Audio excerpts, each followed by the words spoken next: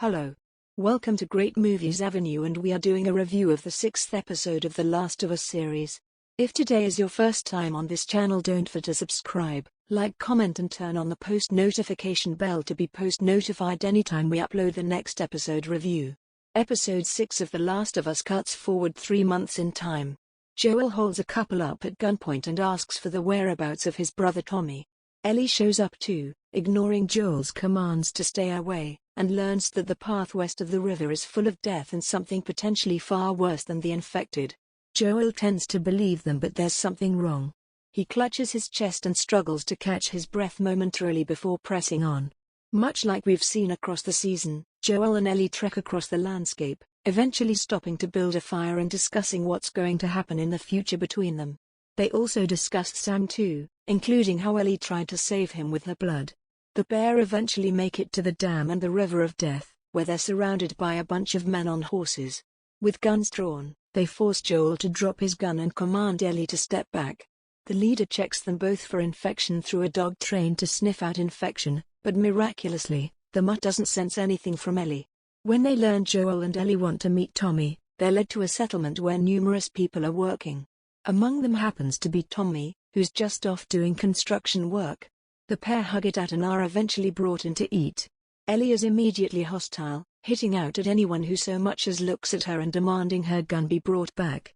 She also orders Joel to congratulate Tommy, who's now married to a woman named Maria.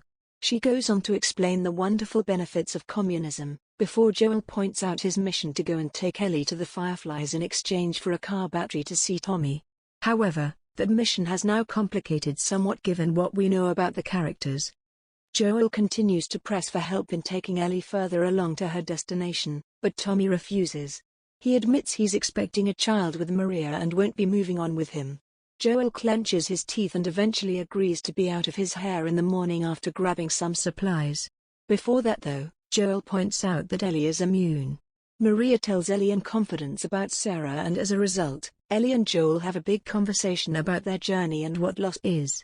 Eventually Joel promises they'll be parting ways once their journey is done. In the morning, Joel decides to take off with one of the horses. He gives Ellie the choice of staying with Tommy or joining him, and she chooses the latter option. Out in the wilderness, Joel and Ellie do some target practice before pressing on through to the university, where the Fireflies are supposed to be holding up.